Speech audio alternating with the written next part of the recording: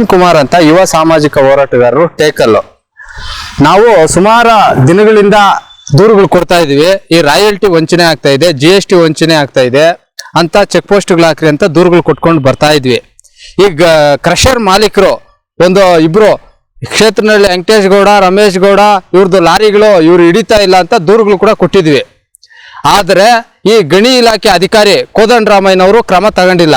ಈಗ ಮಾನ್ಯ ಟಿಪ್ಪರ್ ಮಾಲೀಕರು ಈಗ 2 ದಿನದಿಂದ ಧರಣಿ ಕೂತವ್ರೆ. ನಮಗೆ GST ಕೊಡ್ತಾ ಇಲ್ಲ, ರಾಯಲ್ಟಿ ಕೊಡ್ತಾ ಇಲ್ಲ, ನಾವು EMIಗಳಲ್ಲಿ ಟಿಪ್ಪರ್ಗಳು ತಗೊಂಡು ಲೋಡಿಂಗ್ ಹಾಕೊಂಡು ಹೋದ್ರೆ ಅದನ್ನ ಬಂದು ಹಿಡಿಸ್ತಾರೆ, 1 ಲಕ್ಷ 1.5 ಲಕ್ಷ ಫೈನ್ಗಳು ಹಾಕಿ ನಮ್ಮ ಜೀವನ ಹಾಳು ಮಾಡ್ತಾವ್ರೆ ಅಂತ ಅವ್ರು ಸ್ಟ್ರೈಕ್ ಕೂತವ್ರೆ. ನಾವು ಸುಮಾರು ದಿನದಿಂದ ಹೇಳ್ಕೊಂಡೇ ಬರ್ತಾ ಇದ್ವಿ, ರಾಯಲ್ಟಿಗಳು GSTಗಳು ಕೋಟ್ಯಾಂತರ ರೂಪಾಯಿ ಈ ಭ್ರಷ್ಟ ಕ್ರಷರ್ ಮಾಲೀಕರು ವಂಚನೆ ಮಾಡ್ತಾವ್ರೆ, ಇದು ಮಾಡ್ತಾ ಇದ್ದಾರೆ ಅಂತ. ಆದರೆ ಕ್ರಮ ಕೈಗೊಳ್ಳದೆ ಮೊನ್ನೆ ಪ್ರಾದೇಶಿಕ ಮೈಸೂರು ವಿಭಾಗದ ಜಂಟಿ ನಿರ್ದೇಶಕರು ಗಣಿ ಇಲಾಖೆ ಅವರು ಮೀಟಿಂಗ್ ಮಾಡಿ ವಾರ್ಷಿಕವಾಗಿ 167 ಕೋಟಿ ಕಲೆಕ್ಷನ್ ಆಗಬೇಕು ಅಂತ, ತ್ರೈಮಾಸಿಕವಾಗಿ 42 ಕೋಟಿ ಕಲೆಕ್ಷನ್ ಆಗಬೇಕಾಗಿತ್ತು. ಕೇವಲ 5 ಕೋಟಿ ಕಲೆಕ್ಷನ್ ಆಗ್ತದೆ, ಕೇವಲ 5 ಕೋಟಿ ಕಲೆಕ್ಷನ್ ಆಗಿಬಿಟ್ಟು ತದನಂತರ ಮೊನ್ನೆ 6ನೇ ತಿಂಗಳಲ್ಲಿ ಬ್ಲಾಸ್ಟಿಂಗ್ ಐಟಮು ಎಲ್ಲ ಕ್ವಾರಿಗಳಿಗೂ ನಿಲ್ಲಿಸ್ತಾರೆ.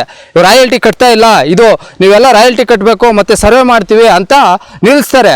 ಆಗ ಈಗ ಈ ಕೋದಂಡರಾಮಯ್ಯ ಮತ್ತು ಅಲ್ಲಿ ಗಣಿ ಇಲಾಖೆಯಲ್ಲಿ ಅನಿಲ್ ಅಂತ ಒಬ್ಬ ಕಿಂಗ್ ಪಿನ್ ಇದ್ದಾನೆ.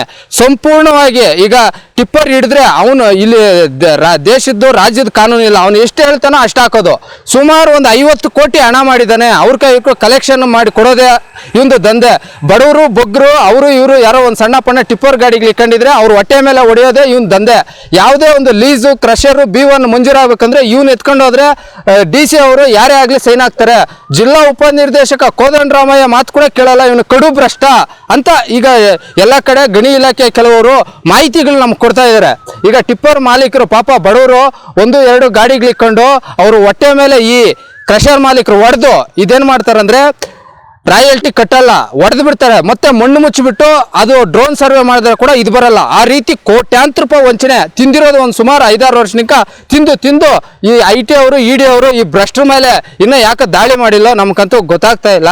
ಆದ್ದರಿಂದ ತಕ್ಷಣ ಈ ಕೋದಂಡರಾಮಯ್ಯ ಹಾಗೂ ಈ ಕಿಂಗ್ ಪಿನ್ ಅನಿಲ್ ಅಂತಿದ್ದ ಅವನು ತಕ್ಷಣ ಸಸ್ಪೆಂಡ್ ಮಾಡಬೇಕು, ಡಿಸ್ಮಿಸೇ ಮಾಡಬೇಕು. ಕೋಟ್ಯಾಂತರ ರೂಪಾಯಿ ವಂಚನೆ. ಮತ್ತೆ ಟಿಪ್ಪರ್ ಮಾಲೀಕರು ನೀವು ಒಗ್ಗಟ್ಟಿನಿಂದ ಪ್ರತಿಭಟನೆ ಮಾಡ್ತಾ ಇದ್ದೀರಾ, ಯಾವುದೇ ಇವರ ಒಗ್ಗಟ್ಟು ಇದೇ ರೀತಿ ಮುಂದುವರಿಸಿ 1 ವಾರ 15 ದಿನ ತಿಂಗಳಾದರೂ ಇದೇ ರೀತಿ ಮುಂದುವರಿಸಿ ಅವ್ರು ನಿಮ್ಮ ಹತ್ರ ಬರಬೇಕು.